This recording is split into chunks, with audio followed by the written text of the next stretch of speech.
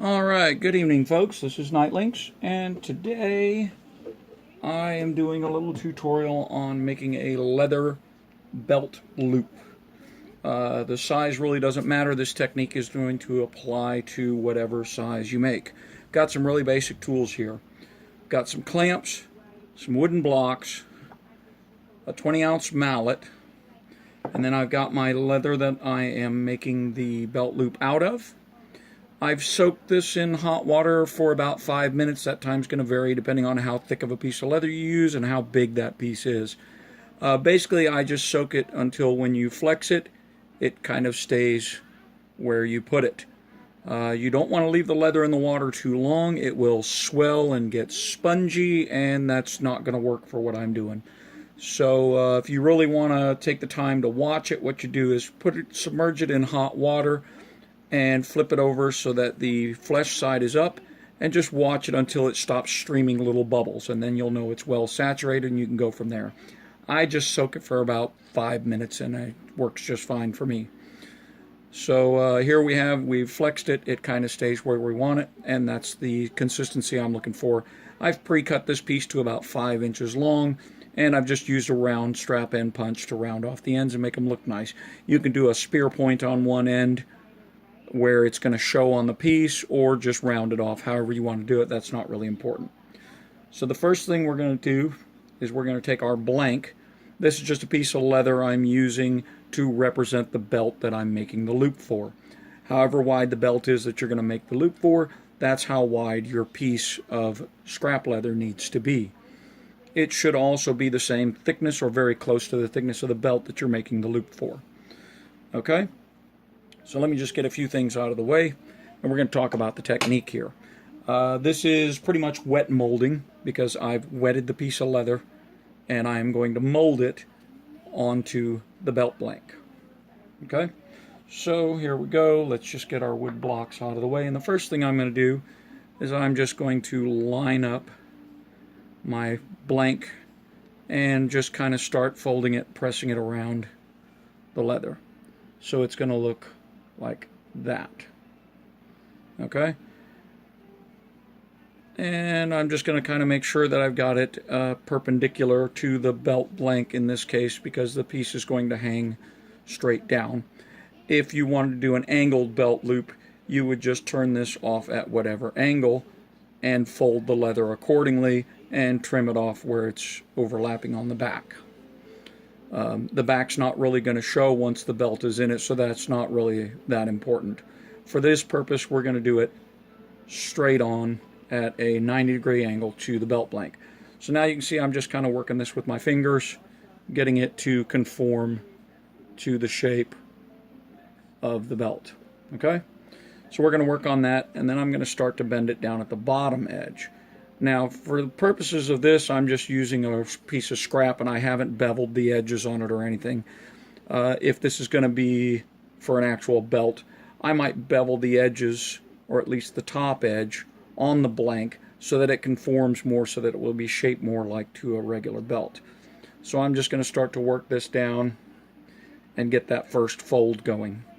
Now, I'm going to start to flex it back the other way, and I'm going to lay it down, just making sure that it is staying straight.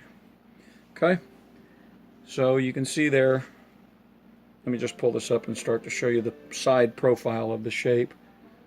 We'll pull it off the belt, and you can see there how it's starting to conform to the shape, and you can also see at this point that it's staying where I bend it. That is important for the consistency when you're molding it. You want it to stay for the most part how you bent it, and then once you've got it clamped and you let it dry, it will stay in that shape. So now, here we go. We've got it laid out. Now the next part is going to be clamping it down.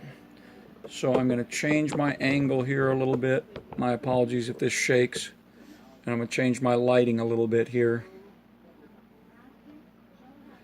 And you'll see what I'm going to do next is to pull my marble where it's hanging off the edge of my table. Okay? So let's get this moved around. My apologies for the shaking, and there we are. We can see what's going on here. So the first thing I'm going to do is I'm going to take a block,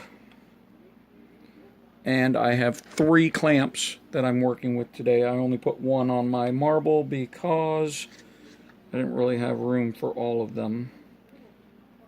And I'm going to clamp this block in place. Okay? Now I'm going to push the blank and my bent piece right up against that wood block. Then I'm going to reach for my second wood block. I'm going to take this little piece of leather. It's just a little thin piece of scrap. And I'm going to lay it on top of my blank for the belt strap. Okay, I'm going to move that a little bit because I want to kind of adjust the shape on this. And I'm kind of pushing it right up against the belt blank and beginning to work it. If I want to work it even more, what I might do is take the wood block like this and kind of drive it in, really forcing this bend to conform as tight as possible to the blank. Okay? Now this piece of leather is merely to insulate between the wood and the leather. What I don't want to do is leave an impression of the wood grain, and you can see this piece has some holes punched in it. I don't want to leave that pattern on my belt loop. So the piece of leather between the two is just to insulate. Now I'm going to grab my second clamp, and I'm going to clamp this block against the leather.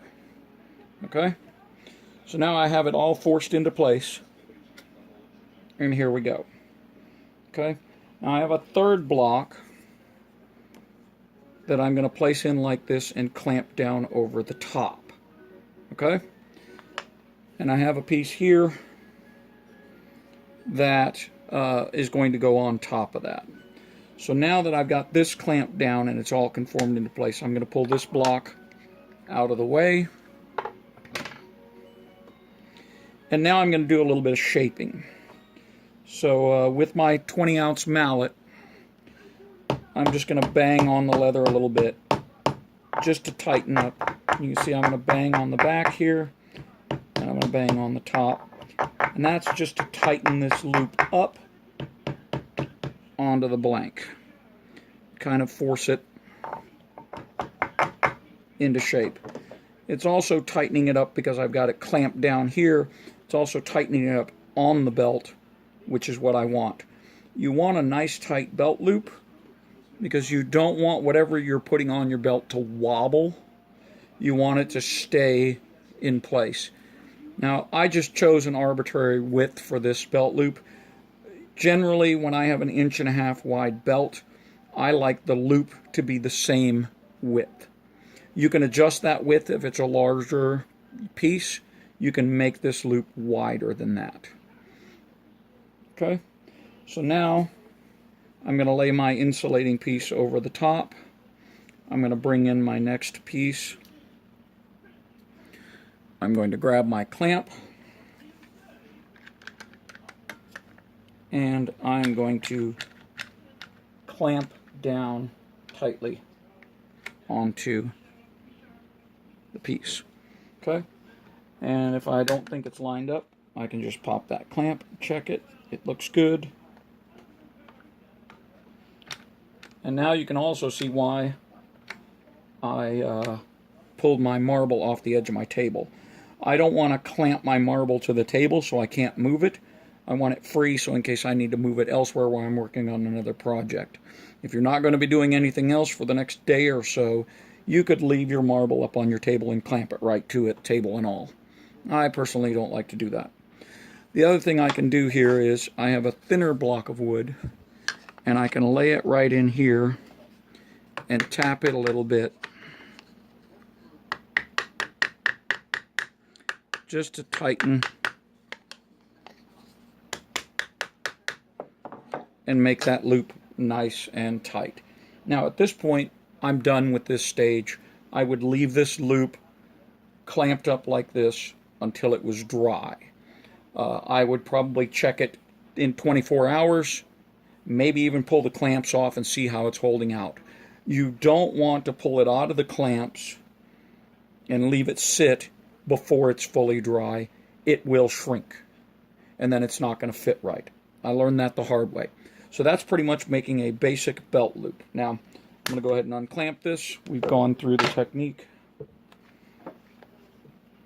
And I'm going to show you what that loop looks like. So, let me back it off. There it is. Now, after you've let this dry completely, you will come in and bevel all the edges. I do the inside edges with a Dremel tool and a little sanding wheel. You could do it with a file. You could do it with a very sharp X-Acto knife where you just trimmed it off and kind of put a chamfer on the edge, and then you would slick all the edges.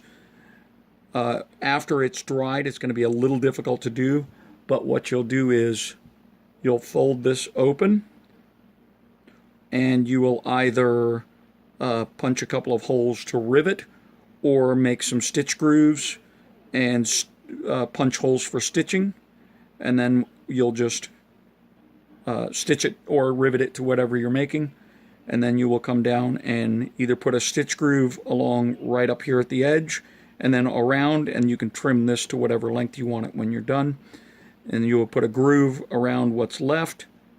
Make sure that your groove is right up close to this bend if you're going to stitch. If you're going to rivet, make sure that you leave space for the head of the rivet, but you want the holes nice and close to that fold. That's what's going to keep it tight to the belt. It's going to keep whatever it is you're attaching to the belt from shifting around too much. And that's pretty much making a belt loop.